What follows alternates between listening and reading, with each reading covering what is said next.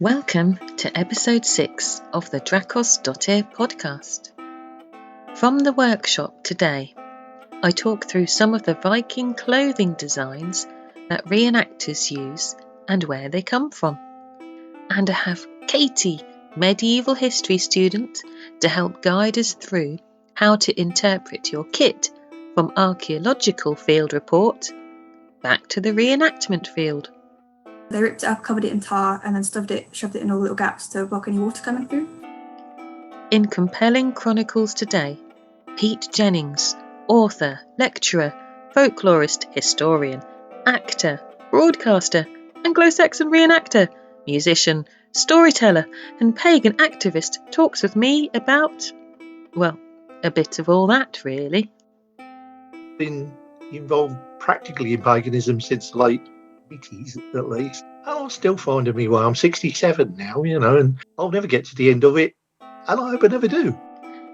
Meet the makers today is Bob and Joe from the Iceni Meadery in Peterborough, where I've had the pleasure of visiting the meadery on more than one occasion, as they also host outdoor markets and are hoping to put one on the 1st of May this year. Right, this year we've spoken to the estate manageress and we've been given permission to have some more markets, which is a great thing. And in Contemplation Corner, as we come up to the full moon on the 28th of April 2021, Adam from Avalon Magic draws his cards for us and interprets them into a monthly forecast. A superb mixture of guests today. I hope you enjoy listening to them all. Details and links of them in the description below. First, let's see what I make and research from the workshop. What's occurring from the workshop? All right.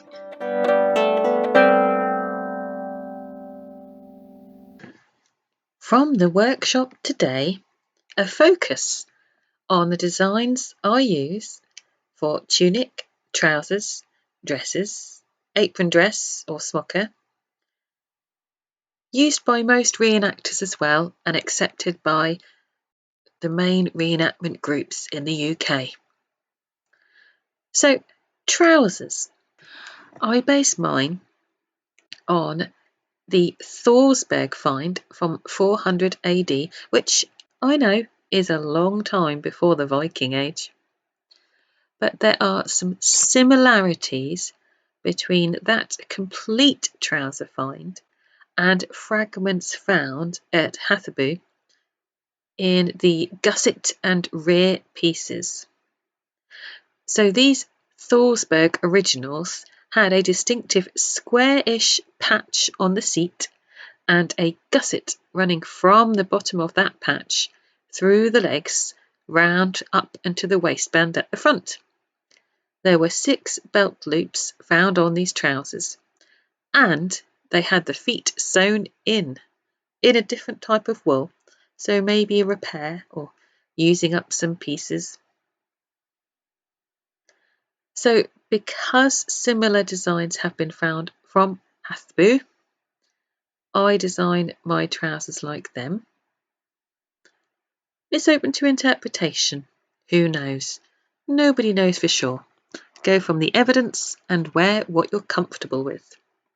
Having repaired a few ripped gussets in my time, I do think the additional piece of material between the legs does help with any extreme battle maneuvers you might choose to perform. Also on your legs, there are finds of brace and hose from Haithabu again. So brace are baggy pants and hose are close-fitting legs like stockings, because you need something to hold them up to attach them to a belt of some kind. Just do what suits you, innit? The tunics or kirtles worn by reenactors are based on artwork, runestones, grey find pieces, and sometimes whole pieces of clothing found. With his permission, of course, I really like this example from Gary of Puppet Vikings, where he uses a square neck hole as seen in examples from Denmark and York, and I think I'm going to have to try that one. For my tunic, I base my design on finds from Birka. This one has a keyhole neck, which is a circle with a slit going down the chest a couple of inches in the centre.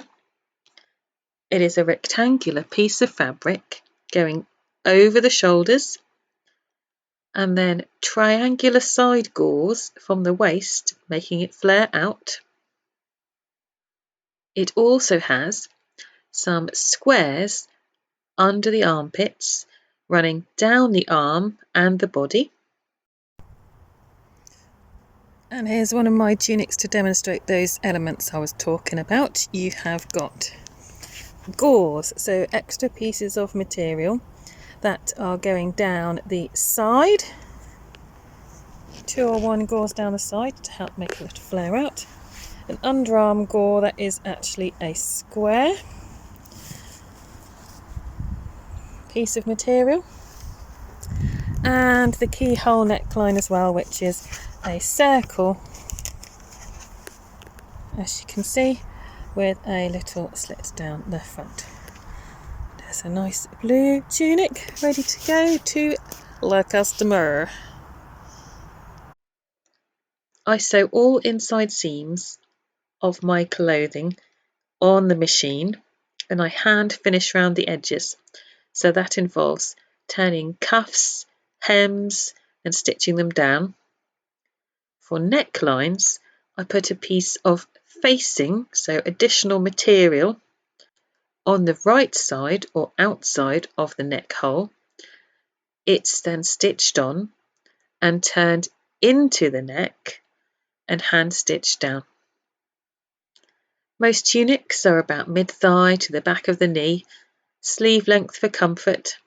They usually go just over the wrist unless the customer says otherwise. So if I'm interpreting this into a dress, Ingehag says a similar pattern, much like the tunic.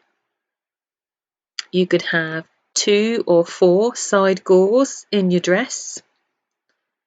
Depending on how you cut it out, you can be quite clever and not waste material. Some grey finds have found pleats at sleeves and necklines. But imagine how much fabric pleating needs, so it's not really something I want to do. Much like Viking times, fabric can be expensive, and I don't want to waste any of it. Now for the apron dress, we go to the most awesome Katie, medieval history student and Wuffa authenticity officer. She also gives some advice on how to research for your historically accurate kit. I'm joined now by Katie Newell, medieval history student at Winchester. Hi, Katie. Hiya. And of course, reenactment buddy. So Yeah. It's been a while since we've been able to do any of that. Sad times, cry face. Yeah. Missing it. What I really want to talk to you about today is things like you've been upgrading your kit recently. So I thought it'd be nice to have a few pointers to people on how they can go about researching or starting to make a character in a kit. What would you recommend? So, first of all, I would say definitely look at the archaeological record and the sources that we have for what people wear. So a lot of people, obviously, they will just go for the really basic tunic and trousers, which is perfectly fine. Obviously, that's what we encourage in Wuffa. But if you want to be really on it, it's good to look at the actual excavation reports if you can. So there's 2 really good ones. Ingehag's Die Textilfunden aus dem Hafen von Haithabu, and then there's one for the settlement of Haithabu as well that she's done. And there are the excavation reports, the textile finds from Haithabu harbour, which is in Schleswig, in what was Denmark but is now Germany. And that was a massive trading port in the region. And there's been a load of finds because in the harbour, fabric was used from clothes as caulking for the harbour wall. So they ripped it up, covered it in tar, and then shoved it in all the little gaps to block any water coming through. And because of the presence of tar, it means that they are really well preserved. So unfortunately, the downside is that because they're all ripped up and stuffed in little places, we don't actually know what they're from. So we can look at the context of how they're found, the shape of them, any stitch holes on them. But I never actually know for sure what they are. But that's also good because it means that it's open to interpretation. So and that would have been because textiles also is an expensive commodity. So there might have even been damaged textiles before they even went into the... Yeah, that is a theory, yes. So there are bits that have reached the end of their life and will be more useful as the harbour wall. Yes. So, and that's evidence in one of the ones I looked at. So Viking portrayal is a Danish woman from Haithabu who's come and settled in East Anglia. And one of the largest fragments from Haithabu harbour it's believed to be a smocker fragment, or an apron dress is what they're more commonly known. It's sort of wedge-shaped. It's got a hem at the top with herringbone stitch holding it down. And then down each side, it's not been ripped, interestingly. It's ripped across the bottom. So we don't actually know how long it was, but there's two fragments, a top bit and then a lower down bit. So we know it was quite long, but we don't actually know how long it was. But down the sides, there was stitch holes. So we know that is the actual size of how the fragment was when it was used as a garment. The shape of it as well is that it's wedge-shaped. So it's been cut to be form-fitting. It was cut that way and stitched that way because you can follow the stitch hole lines. So it's evidence that towards the end of the 10th century is when these are dated to. And it's more of a turn toward fitted garments. So a lot of interpretations of the apron dress, you often see like they have the big slit down the side, or maybe even open at the front. And that's a very valid interpretation because we obviously will never know for sure. But the one from Haithabu, it's evidence that it's a tube, and then you have the straps over the top. It's progression from just simply taking a square or bolt off the loom and putting it on straight away. It's really interesting to see the development of that. You think one of the reasons for form fitting is to do with saving fabric, things like that? I mean, we're only speculating now, but or maybe the fact that it might have been more of an industry and you can buy something. Yeah, possibly. Yeah, because Haithabu was a major trading port of the time. So it's likely that, something to do with the extra cloth going through, possibly. Yeah, so that fragment is what I based my interpretation of the smocker dress on. Part of my research for it was I looked at any other reconstructions of it. And there's been a couple, and they all look slightly different, which is actually quite interesting, quite like, because obviously Vikings didn't wear uniforms. There was no sense of a uniform in the period. So if we all look the same, it's going to look a bit funny. So I quite like that there's so many different ways we can interpret these garments.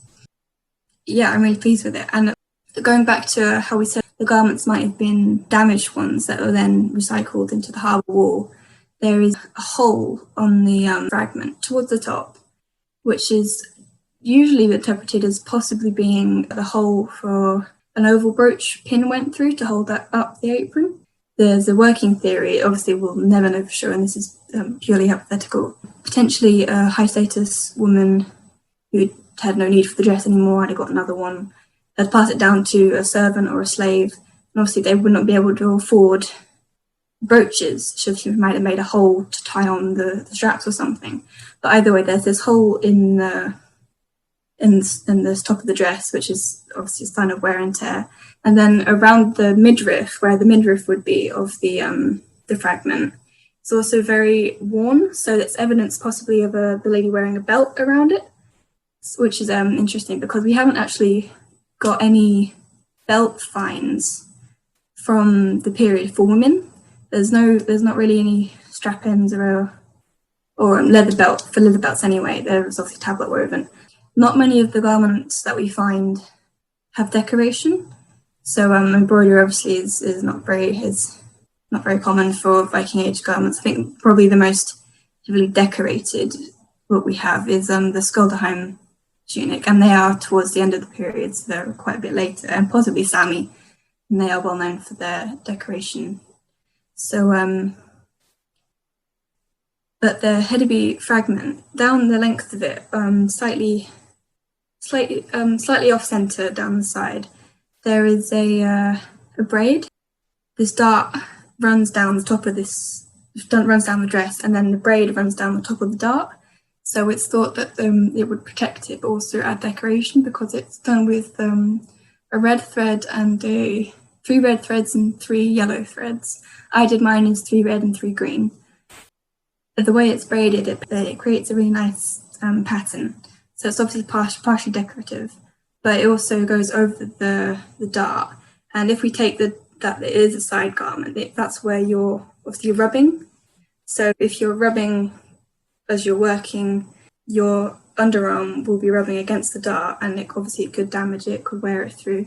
So the thing with putting the braid over the top, and we also see this around the top hem of apron dresses, is where they put a braid or an extra string just to take the wear and tear.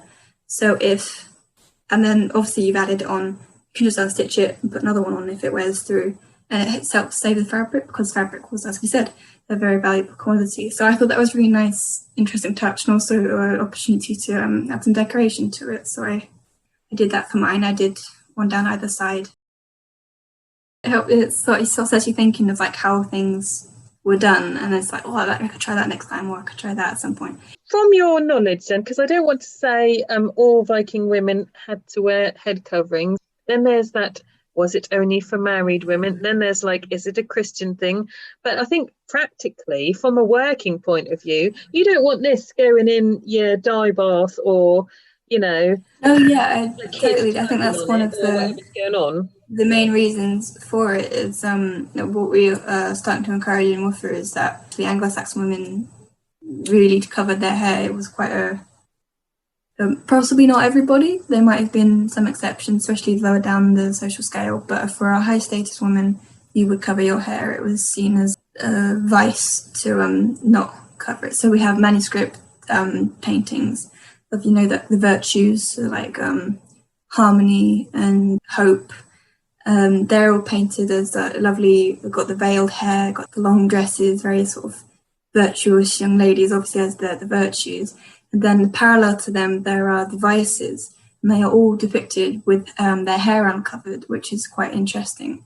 It's seen as not ideal to leave your hair uncovered as Anglo-Saxon women, especially for nuns. Nuns would, I think, one of the main requirements of obviously the what we know nowadays is that if you're a nun, you cover your hair, and that was still very much a thing in the period. So non-secular women would have very likely worn day-to-day for fashion, for practicality, religious reasons. The style may have changed. And there's actually a really nice theory. The veil, the wimple sort of, they can be worn in different styles. So there's a working theory that women would have found the style that suited them within the socially acceptable styles of the day. Sort of like hairstyles nowadays. That's quite nice because obviously it covers up your actual hair, but you can still style it in various different methods. And I'm going to be making a few different interpretations of different headdresses. It gives a little bit of warmth on cold days and pick a back from sunburn on hot ones. So it really works as a practical but also a fashionable item. And then for Viking women, Scandinavian women, there is evidence that they wore headdresses. We know from saga evidence. From the Laxdæla saga, a white headdress with gold embroidery is given to one of the characters as a wedding gift. So like we were saying earlier, it possibly could signify marriage, although it's likely that she didn't wear something that rich and beautiful every day because it's not practical for everyday wear. So she probably wore just something a lot more plainer just to wash everyday walk around the house. So just like you were saying, wearing it in different styles, there also is the option of exactly what you say there, flinging it up a little bit so you can get weave or a bit of silk or something onto it. So you have your everyday headwear and then your special occasion because, women were just like us. They still wanted to look nice sometimes and go out. Yeah, no, it's just the same with apron dresses. They're thought to be more of a fancy sort of thing, because you have the brooches, you have all the beads, if you have. And then obviously what we find open dresses there in burials, and when you die you get buried with your grave goods, everything that's worth the most to you in life. So they may not be an accurate representation of what they wore every day.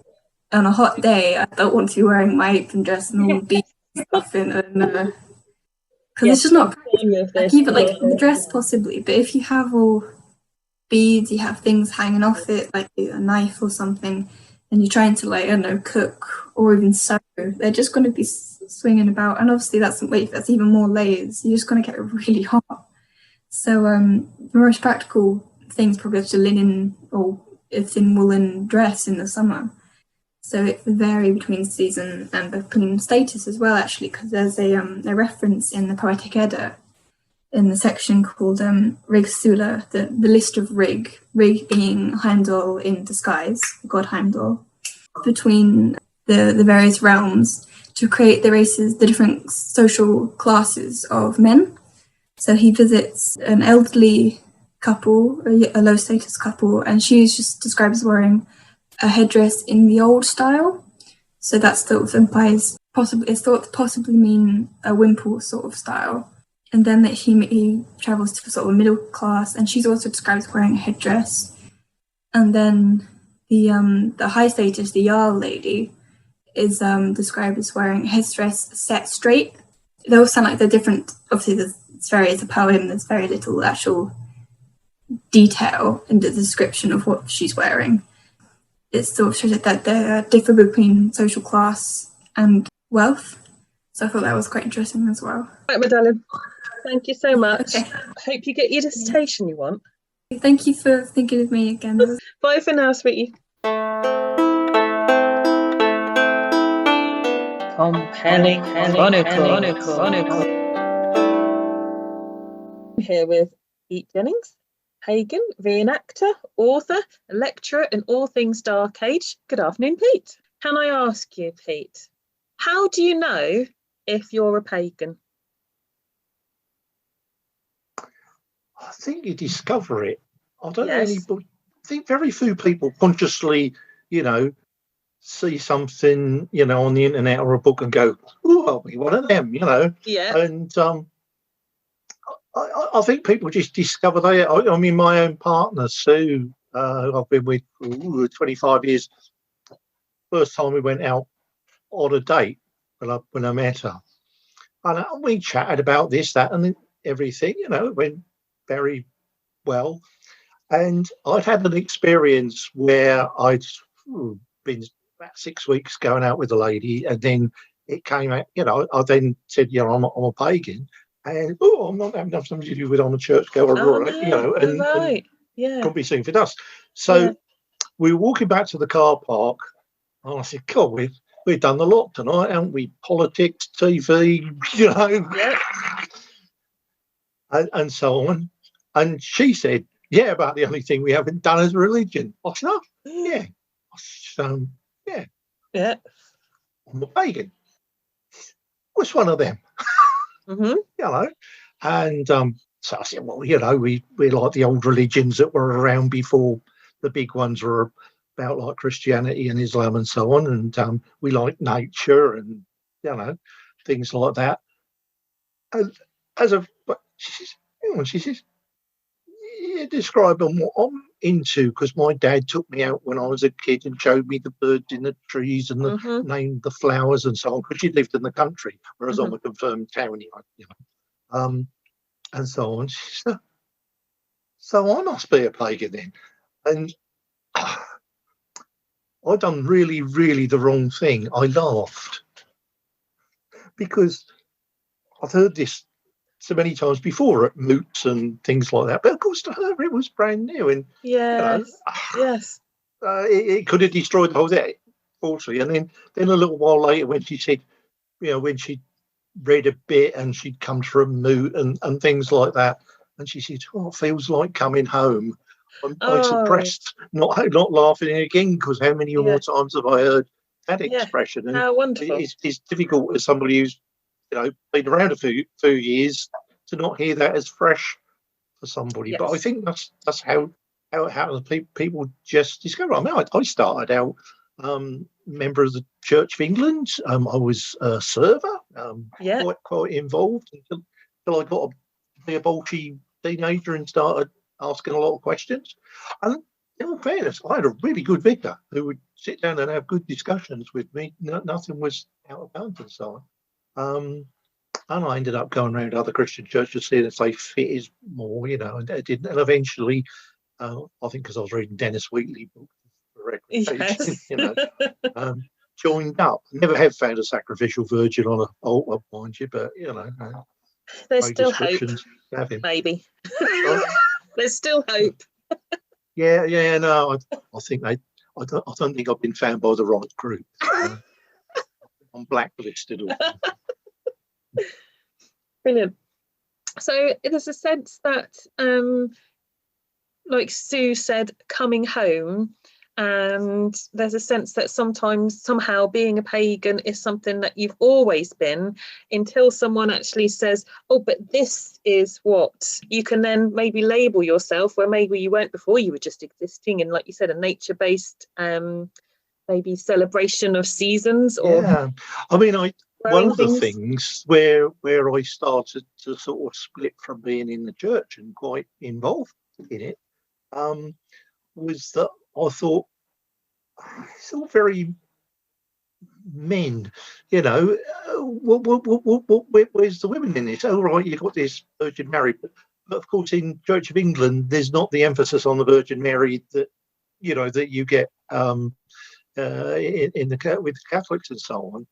And I thought it was unbalanced, basically. I mean, given the fact I'm only like 14 years old at the time or something, I mean, that's I really didn't quite know how to say it, verbalise it, but it didn't quite just seem right, and so on. But having said that, I read about paganism for years, and I also read about Buddhism and Hinduism and, all sorts of things. Got married when I was about 21 to somebody who really didn't like really any form of religion much and felt quite uncomfortable with it. I just continued to read and read and read. But when I eventually got divorced about 14 years later, I knew exactly which sort of grouping I wanted to go in, which organisation I wanted to join and so on. So I got a basis of sort of written experiences. It was then a matter of catching up on the practical, Yes. So rather, but it was a long and winding path, and I've been involved practically in paganism since the late 80s at least. And I'm still finding me way. I'm 67 now, and I'll never get to the end of it, and I hope I never do. It's a bit like travelling. The journey sometimes is the best bit. And I really like how you say about there's a sense that maybe people who go down a pagan path are open to reading, studying, exploring all religions, all faiths, to find maybe something that they, like you say, would like to pursue later, and it never ends. So you'll never get to a point where you think, well, I'm done with that now because I'm ready for the next path, because, like you say, there's such vast things to explore. And also, I mean, there is the point that I think that paganism isn't for everybody. It's not for people who like things laid up on a plate for them, No. and it's not for people who like to be told what to do, have a big book that says, do it like this, don't do it like that, or have a pope or have a imam or whatever. It's for people who, they'll listen to ideas from other people, hopefully, but as to agreeing with anybody, that's well known. 3 pagans together, you've got 4 ideas, sort of thing. Which is just an ice cream van going by. Can you hear that? Shall we have one? Yes, please, with a plate. Yeah, okay. I'll stuff it down the keyboard. Yes,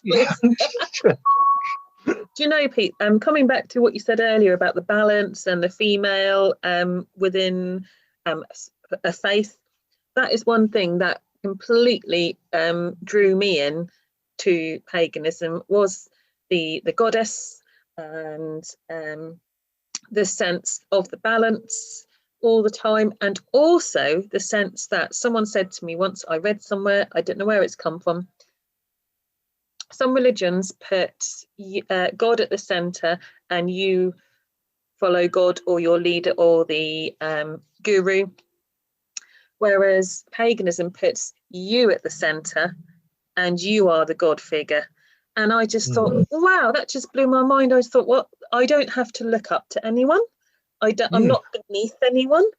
We're all equally balanced, and I just thought, oh, that really appeals. Yeah, it's surprising how many different religions have a tree of life motif. Yes. Yeah. And within the path within paganism that I follow, which is heathenry, the tree of life is a thing called Yggdrasil. Yep. And it's got 9 worlds within it. Well, a lot of them have 6 worlds or 9 worlds, or 7 worlds or whatever. Ours has got 9 worlds. But interestingly, the one where man lives in is right in the middle of it. Not at the bottom, not at the top. It's right in the middle with all the different houses of the gods, the lands of the gods surrounding them. And I think that's very symbolic, really, as to the way that, to say you're at the centre of it. And it also goes down to that how you regard your gods and goddesses. As a form of shorthand, I'm quite happy to say, this is what Thor would do, or Thun, or if I'm using the Anglo-Saxon, because I use both Viking and Anglo-Saxon at different times. And I can, and we all get that stereotypical red-bearded bloke with a hammer, if it moves, hit it, sort of idea. Now, that's a handy sort of shorthand. It's a handy picture to bear in your mind. At the end of the day, in my quiet times when I'm by myself, I don't really think, I think of the gods and goddesses are within me, and that Thor or Thun are as one aspect of that, and he's the side that represent maybe righteous anger. I was a social worker for years, and God knows, righteous anger came into it pretty much every day. I bet. Dare they do that to that poor person? I bet. Frustration. Yeah. And so that side, that particular aspect of my personality, meant that I worked hard for that person. And you could say, well, I was getting in tune with Thor. I was, manifesting Thor, because, there's a part of me that would really like to have gone and hammered on. But, it's a driving force. But, of course, if you concentrate on that aspect of deity too much, you need other gods and goddesses to balance that. You need Freya for a bit of lust, you need Odin for the mind games, games, and so on. You need all the other ones, and one for every occasion. Get on with a religion where they only have one god. He must be ever so busy. Yes, a bit like Terry Pratchett's. I always imagine, the god of the tiniest things, the god of left socks, who gathers all the socks and get lost together. There are more religious truths in Terry Pratchett than many sacred texts. And if I had to teach a course on witchcraft, definition of what a witch is would be lifted from half a page of Terry. Oh, fantastic. All the things I've read, and goodness knows I've read a lot of stuff. Granny Weatherwax lying there with "I ain't dead" as she goes into her animal. Yes. As a general introduction, to different paths, I've got your book, Pagan Paths, signed by yourself, the history of paths, and then I came across this quote: all paths are but different aspects of the same truth. Yeah. I love that. Yeah. Can you explain that a little bit? Yeah, well, I think the majority of religions say be nice to each other. And you can actually, if you take being nice to each other, which includes being nice to the earth, because otherwise it ain't very nice to other people who've got to live on it. I think things like that, most religions can boil down, with Christianity, they got the 10 Commandments, and then Jesus comes along and actually boils them down into 2 in the New Testament. And I think virtually whichever religion, most of them have that sort of thing at the middle of them, be nice to each other. Yes. Then, of course, humans come along and twist religions for their own ends, and I don't say that pagans are exempt from that. It's more difficult because we don't accept authority figures very well. Yes. Yeah, I used to be, at one time, the president of the Pagan Federation. That's another question coming up. Yeah, and certainly nobody ever accepted my authority there in the Pagan Federation, let alone anywhere else. The term herding cats originated in the Pagan Federation. Tony Meadows, who was the previous president. That was one of my questions, is about that's the hierarchy within paganism. I mean, as much as you can make your own path, there does have to be someone who says, right, this is how the ritual will go tonight. You can do next week, mate. Yeah. They might call themselves the high priestess. So I was going to ask you about only high priestess. I'm Grand Purple Octopus of the Ninth Crystal Abbess, mate. Well, that was going to roll off my tongue any minute.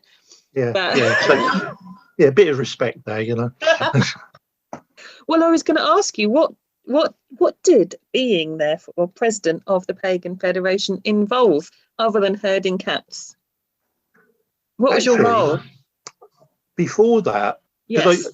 I was a media officer for 3 years, which I was actually busier as media officer than I was president. Yes. Because I made a big job delegating of it and so on. Yeah. And my idea at the end of being media officer, because you served for 3 years, was, right, that's it. You had me. You had your lot out of me. I've, exhausted myself. But ended up being asked to do it by various people. And thought, I'll say no, I'm always going to regret it. What if, I'm always a person who don't like, leaving what ifs. I mean, for years, I'd avoided serving on any small, minuscule committee whatsoever before the Pagan Federation. Does make me feel a bit cringy, yes. Well, the thing is, I have to go back to my horrible past. Before I was a social worker and all that sort of thing, when I left school, I was a telephone engineer, done an apprenticeship, and then I went into sales, and I was a very successful salesman. I was UK Rep of the Year in 1986. Oh, awesome! Coca-Cola, the monster, as it is, and so on. And part of my success was that I was taught, and I mean really taught, to manipulate meetings. I'm really good at it. I got to really dislike who I was then and what I did. Out sales. In fact, I got made redundant, but I decided, right, I'm not going to go back in. And I ended up training as a counsellor and then a social worker and so on.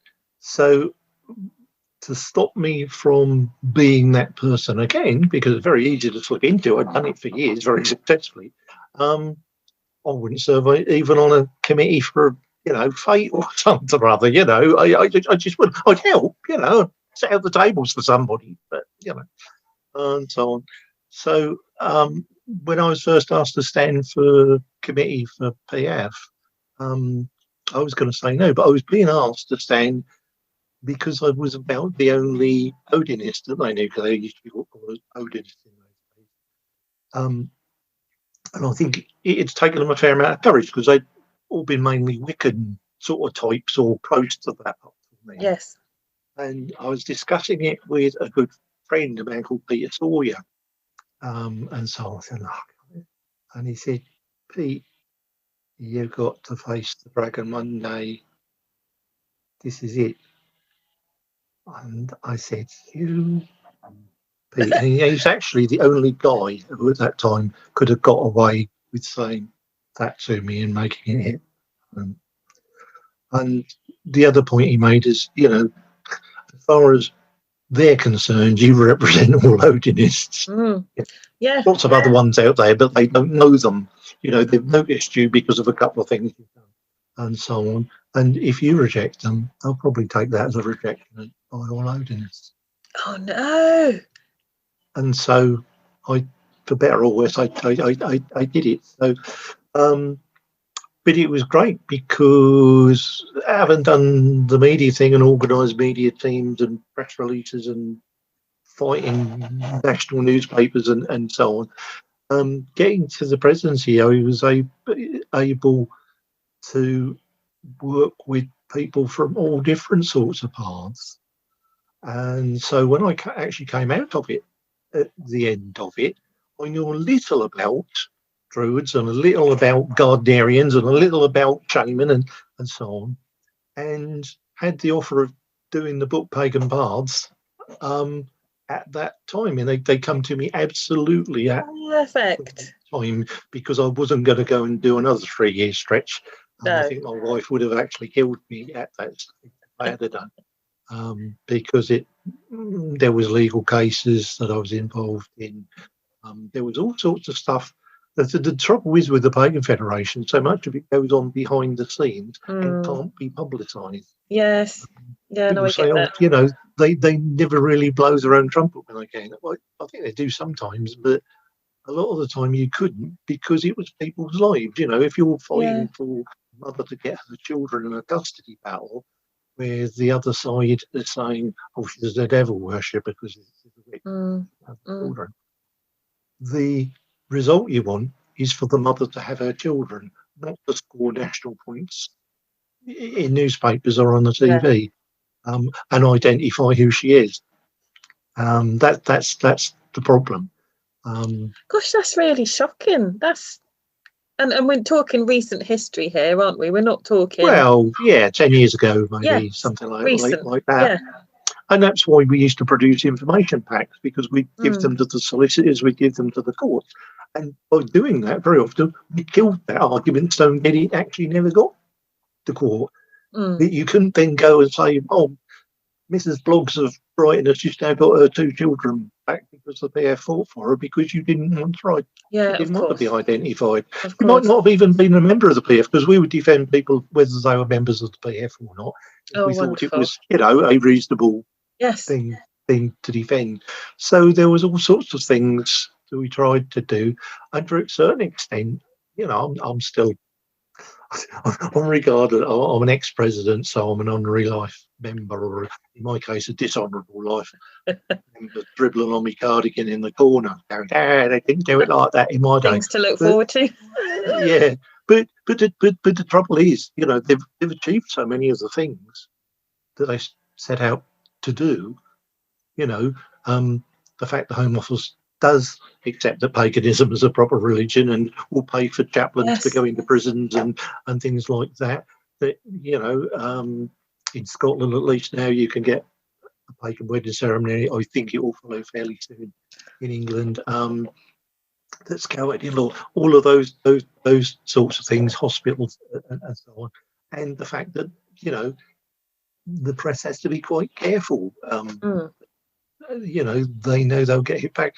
The people who put, the reach out thing from the States, the satanic ritual abuse thing. It was the Pagan Federation who took the lead in fighting that, with some other good people as well, Pagan links and people like that as well. Otherwise, if nobody didn't know to fight it and put their head up above the parapet and going, well, actually, the fact that pagans identify themselves by name and by face, like we are. So, when I started, everybody had a pseudonym, and we all had box numbers at BM, box numbers in London, and you had your post, with a cutout. You certainly didn't. So, there weren't no moots.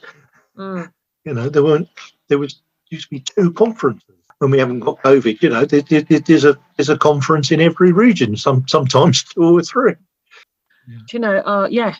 That is so interesting. I never would have thought about the legal battles that the Pagan Federation assist with. in my mind, they're, you meet and you learn and you grow and, like you say, explore other paths. And it takes ages. It takes ages. It's like walking through treacle. There was something we tried to do. There was going to be a new Employment Act coming up for consultation and so on. And there was myself and two others, one of which is quite known to modern pagans, a lady by the name of Kate West. Yeah. And so on, who was on the committee at the time. And to try and get even a voice on this thing, you applied to some obscure civil servant in a very, very minor department. And you tried to get a meeting with the next civil servant up. And each time, this involved me or Kate taking a day off work, travelling. He was in Devon, I was in Suffolk, and travelling up to London, for a 20-minute, half-hour meeting with somebody, which would enable you maybe a month or two later to get a meeting with the next one up.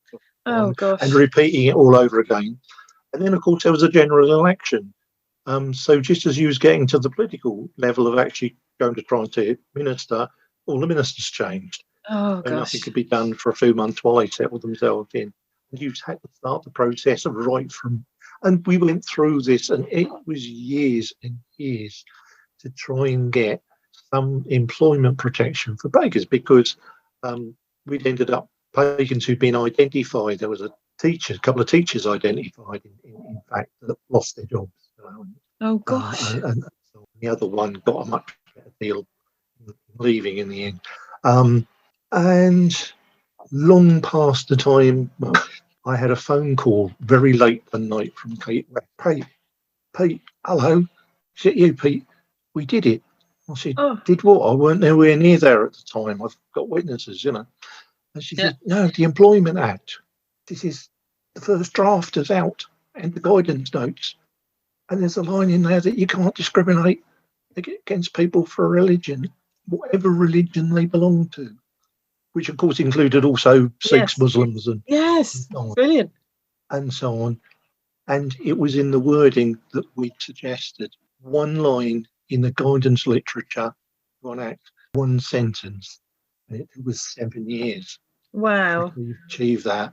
And actually, in travelling expenses and so on, cost the PF quite a lot of money, trains up to London and things like that. And that's the side that nobody ever sees, So, despite the fact they've achieved a lot of the things, there's still things like that they have to fight behind the scenes. And it doesn't make a terribly exciting magazine article, but it ought to have done. Yes, and also the sense that you're not only helping people from pagan background, but all religions, like you say, all religions, religions, and atheists, exactly, because it included atheists as well in that. That's awesome. That is a huge achievement. Yeah, and as I say, we'd almost give it up on, because we've done all the work and we got as far as we can, and it's now gone up to the 17th subcommittee of the, what politics is like for committees and focus groups. Amazing. But under the pagan umbrella nowadays, we have not just Celtic-based religions from our geography, but religions that come from other cultures, other countries, such as Native American. Do you think from Greece, ancient Egyptian? Ancient Egyptian. Do you think there's cultural appropriation sit with you? As in, do you think that if you should be practicing the religion of where you're born and where your ancestors are from, or do you think that it's okay to take aspects of someone else's religion, whether they want you to or not? I don't think we've got the right as members of a religion or a spiritual class. It should be the gods and goddesses that reject them, if that's appropriate. I mean, personally, I've got no connection to Egypt, you know. Mm-hmm. And though I think it's a fantastic mythology, and in fact, I've got a twice postponed trip to Egypt coming off. Oh. I've got to go and see the pyramids and all the stuff and so Fantastic. on. Yes. So, but it doesn't appeal to me to do, you know, to become part of that religion, because it's not part of my background. But I don't think it should be off limits to anybody else due to that.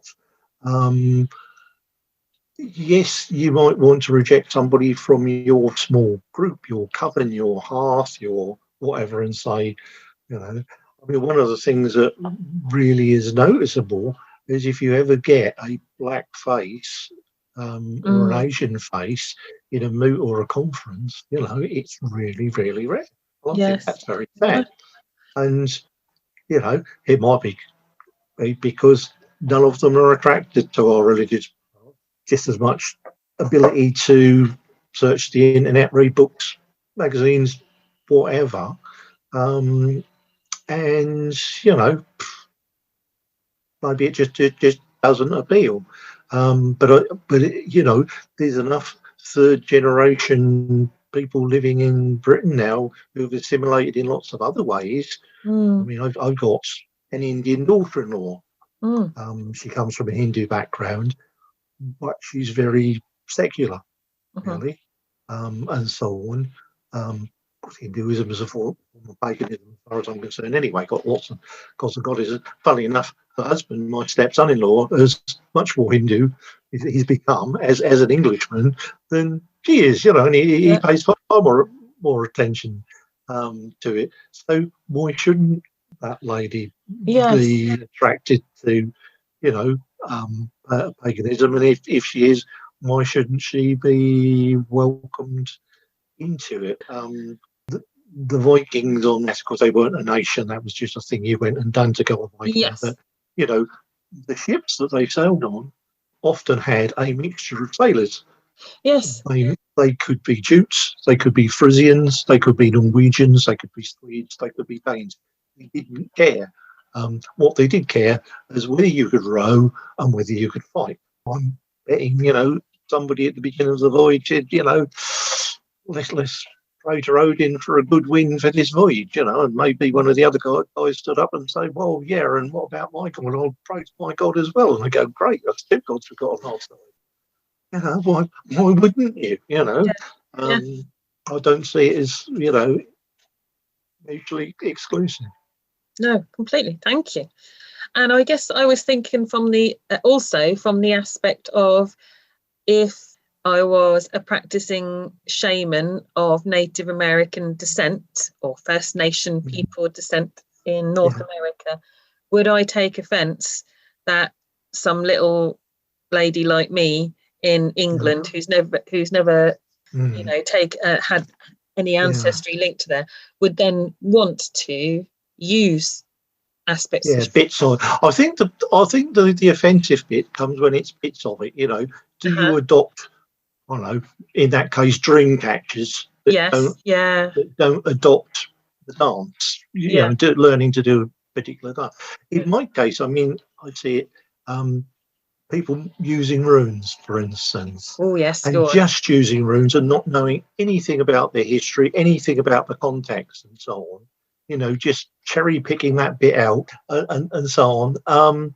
So yes, I get offended when people take things out of context and don't go for the whole picture, you know, or at least appreciate the history of something, whether it's a dream catcher or whether it's a set of runes or something or other. That I do find offensive. Yeah.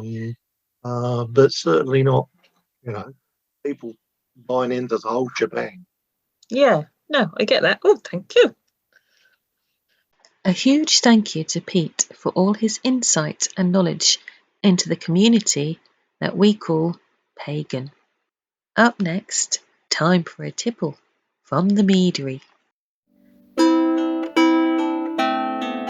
Meet the makers. This week on Meet the Maker, I've got the absolute joy of talking to my good mates, Bob and Joe from the Iceni Meadery. Hello. Hello. How you doing? I'm very well, thank you. How are you guys? And what's occurring in the meadery today? What's today been like? Cold. Hey, we've got more snow than you, though, I must say. Finally, Peterborough's been snowed under, but today Norfolk is impassable in places. So, Absolutely. Bob, what's in the mead vats at the moment? Well, in the mead vats at the moment, we've started a new experimental mead using bird's eye chili, ginger, whole root ginger, and kaffir limes. This was given to us, this whole idea. We started many years ago with a mead that we called Boadicea's Revenge, as with Iceni Meadery. So most of our meads are based around the stories and the legends and the myths, indeed, of the Iceni the tribe from Norfolk that got together with Castellavani and the Trinovantes, and then went on a sprawling rampage and killed and maimed and disfigured. And there was pain and suffering, but then there was mead. So we took over. So instead of kill, maim, disfigure, it's now drink, laugh, fall over, and we like that a lot. And that's one thing I like about your meadery is you'll ask your customers. You often run competitions to name a mead if you have got some ingredients and it's come together. And I really like that interaction as well you have with people. If a person comes to us and says, "Can you make this?" And we've had so many different things over the years. One of the few things that we can't use, well, there's two actually, that we really can't use are bananas and vanilla.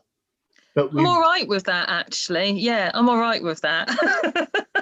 Yeah, no, we can't use bananas because of the potassium in them. If you brew and ferment bananas, you end up with an overload of potassium, and potassium and peoples, it's not really a good thing. No. So we have to avoid that with the vanilla, because I don't know if you've ever used vanilla pods themselves. You split them open and squeeze all the brown goo out inside. It's oily. Yes. And if you get an oily film over the top of your fermentation vessel, the air can't get in and the CO2 can't get out, and it stops the fermentation.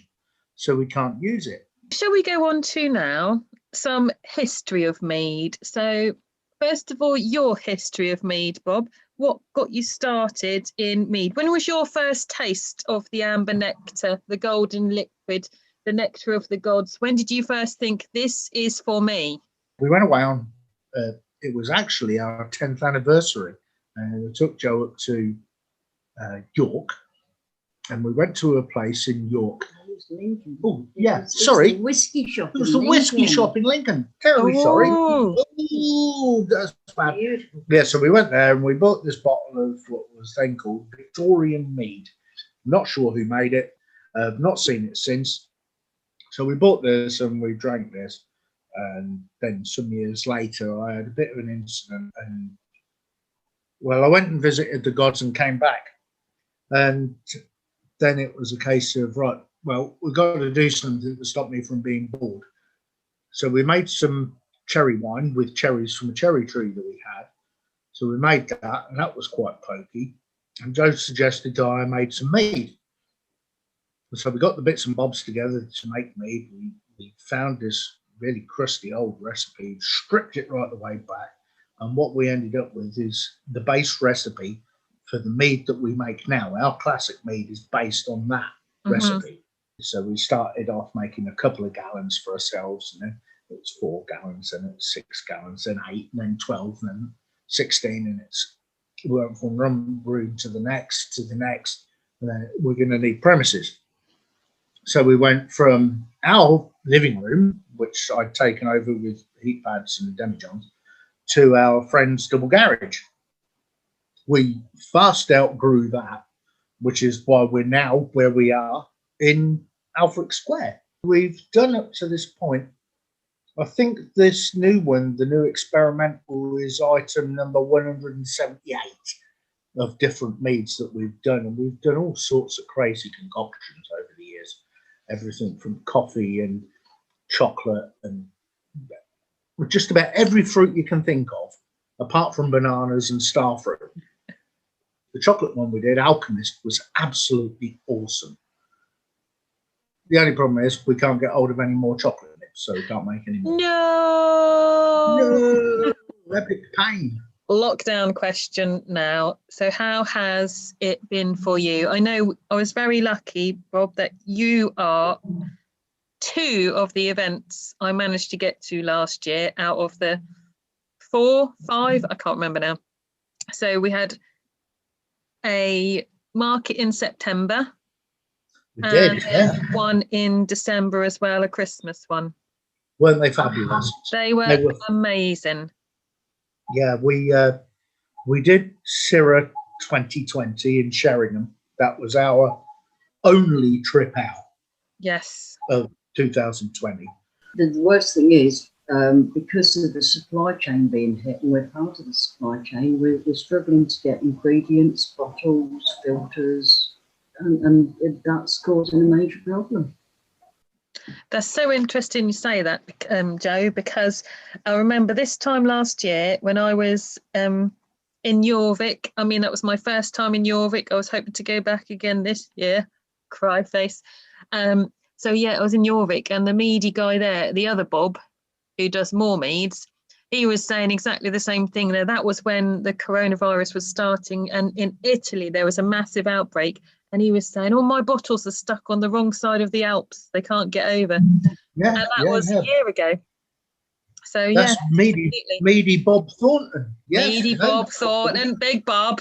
Yeah, right, Bob Thornton. Yeah, yeah. Another member of the British Mead Makers Association. Yeah, yeah. So we're all in this together, and bless him, I hope he's doing well, because no doubt, the same as us and so many other mead makers up and down the country, all of our interests have been hit exactly the same way as the pubs, the clubs, the restaurants, the hotels. Even the smaller events, the markets, yes, and that kind of thing, they've all been hit because nobody's been able to get out. I'm hoping that this year, 21, is going to be so much better for us all of us, because we all need it. And as well, it's the getting out, isn't it, and the seeing people, because you're both very sociable people, like talking to people. That's one thing I noticed at your events, is both of you were always going around saying, "Have you had a cup of tea, Jen? Have you?" and making sure we're all right. This year, Bob, 2021, then, what's on the cards? Right, this year we've spoken to the estate manageress, and we've been given permission to have some more markets, which is a great thing. Woo! So you'll all be welcome to come back. We're hoping to have what we're calling the first micro beer festival, because the big guys they don't need our help, but the smaller breweries, we're going to give them. It's like, right, come down. We'll buy a few barrels of beer off you, and it'll be a great time. We'll have the barbecue on, and we'll have the blacksmith and the artists. Get your music. Get some sounds on, and everything will be banging. Awesome. We're going to try and get a solstice market organised as well. Yeah, we're looking for the solstice market. Instead of starting early, we'll probably start a bit later on in the afternoon and go through into the evening a little bit. Just have that little bit of atmosphere going, maybe on the 21st of June or as close a day. As close. Yeah. So that's something we're really looking forward to that. Maybe have a torch lit procession with Kilmaine disfigured guys, because we need that. The return of the light. Absolutely. No, don't we all need a bit of it at the moment? I think we all do. Yeah, we all need to be picked up a little bit, and we need a little bit more light there, don't we? Bees will make honey. Yes. And bees will only eat a certain amount of honey. And what's left over fills the hive up, and it leaves them open to attack from hornets and, strangely, woodpeckers, because a woodpecker will break into a beehive and eat the bees. Well, I'm going to see them in a different light now, I must admit. Yeah. I always thought they were quite cute, and that's it now. In order for us, yes, I'm taking honey away from bees, But what I'm also doing is protecting them, because if they've got too much, they'll get attacked. So you have to take the honey away so they don't get attacked. And in taking it away, we're protecting them, because then they can carry on and they make more. And we take away the excess and leave what they need. But without the bees, we're all doomed. But Absolutely. Honey will last for years. I mean, we made some incredible honey from, it was black honey, it was 7 years old. And we still got some of the honey left, haven't we? But honey will last for ages, and that's something people don't realise. There's no sell-by date on honey. We could make honey potentially out of, make mead potentially out of honey that's possibly 100 years old, if we could get hold of some. Wow. That cost. That would cost. Worth doing. Awesome, guys. Oh, I love you guys. This has been awesome. I'm sure I'm going to... How long have we been on now? I might get a thing from Zoom in a minute saying, you've come up to your 40-minute free session. I think we're over that. Are we over that? I'll get a script, it'll be great. Yeah. I'll be like, oh, do that thing you did last time. What was that? Oh, I don't know. But Joe, Meet the Maker, that's inspired, that is. I'm loving that. Meet the Maker. I'm going to get my friend with her lyre. Drum, drum, the maker. Drum, drum. It'd be perfect. It'd be a little intro. Rocking. Namaste, my friends. Thank you ever so much. And look after yourselves and stay safe. Keep on keeping on. Thanks. You know where we are. Give us a call. You too, Jenny. Thanks. Pop down the stairs. If you can get down, you just fancy coming over to Meadery for a couple of quick snifters, do it. Well, because I've got rocking. Namaste, my friends. Thank you ever so much. And look after yourselves and stay safe. Keep on keeping on.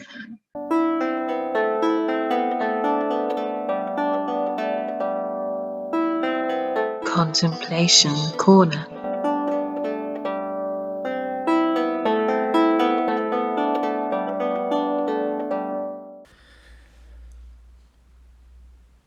Hello and welcome to another monthly forecast, week beginning 26th of April 2021, with me, Adam Kostek Goodrum of Avalon Magic. I hope you're all keeping very safe and very well as we start to move back out into the world again. So, at the beginning of the week, we see secrets coming to light and a need to be ready for the truth. It may be hard to accept the truth, but the magician teaches us that we have all of the skills, all of the wisdom and the tools to move forward positively no matter what.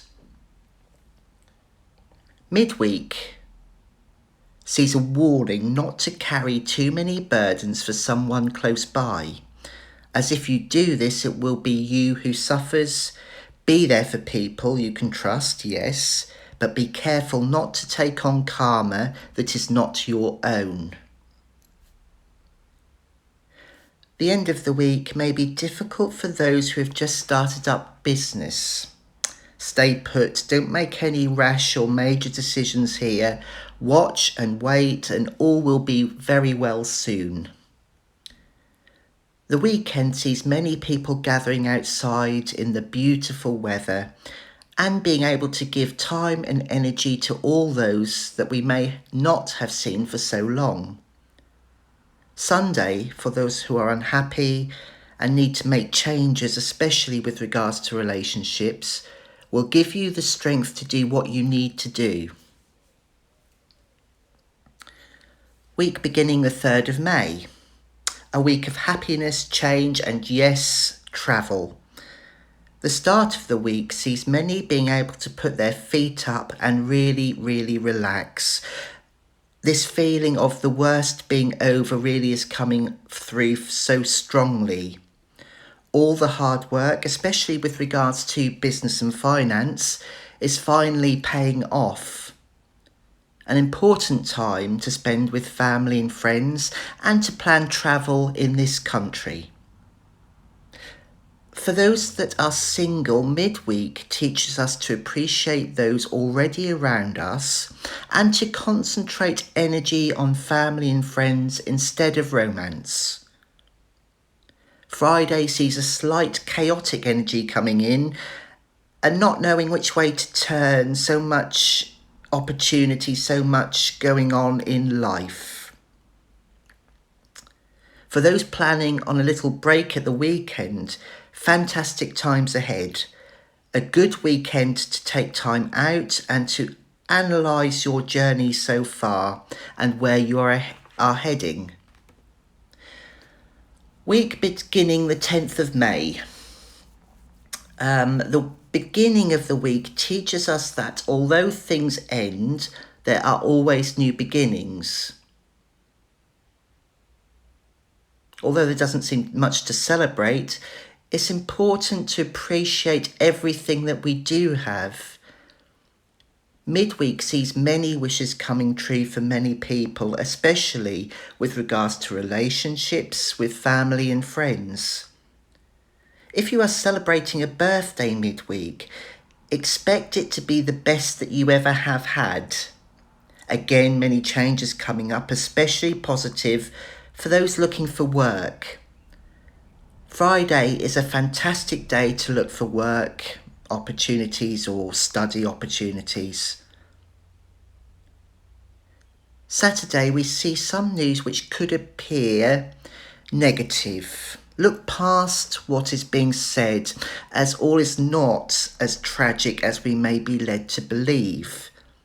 Take some time out on your own and try to relax. That's really important. Week beginning 17th of May. Relief.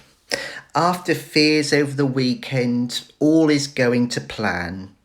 Being able to spend even greater amounts of time and energy with loved ones and give back to those that have supported you.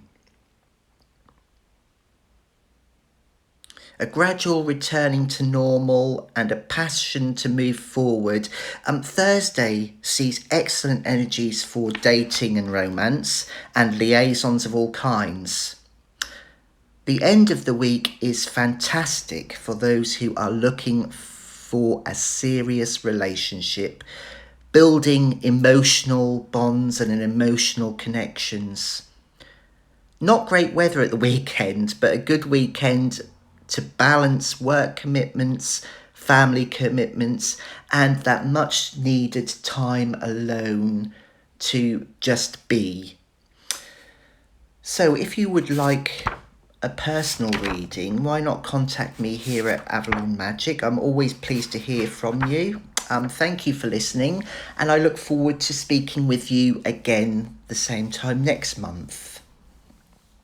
On the next podcast, however, I will be discussing the roots of Beltane and how we can celebrate Beltane together. Blessings.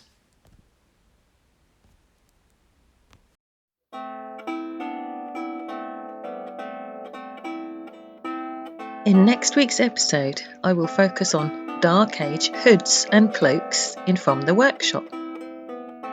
In Compelling Chronicles, I talk with Val Thomas, witch, craft person, herbalist and teacher. And it was only much later that I realised that so many of the remedies in the Anglo-Saxon medical manuscripts are actually things that are, perfectly similar to what we do as medical herbalists today. And Meet the Makers this week is Fee from Dancing Magpie, talented multimedia artist and fellow Dark Age reenactor. And there's examples of it, sort of Neolithic art with the handprints on the wall. So it's probably sort of the first form print, isn't it, where some human has gone and coded their hand in whatever the paint would have been, and then just put the hand on the wall. But it seems like a human need to mark make. And in Contemplation Corner, Adam will explain the rituals around the Sabbat of Beltane.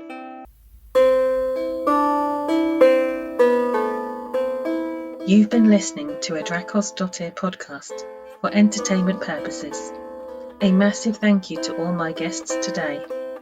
All music for the podcast series provided by the amazing Dark Bardess. Find her on YouTube. Thank you for listening, and I look forward to your company next time.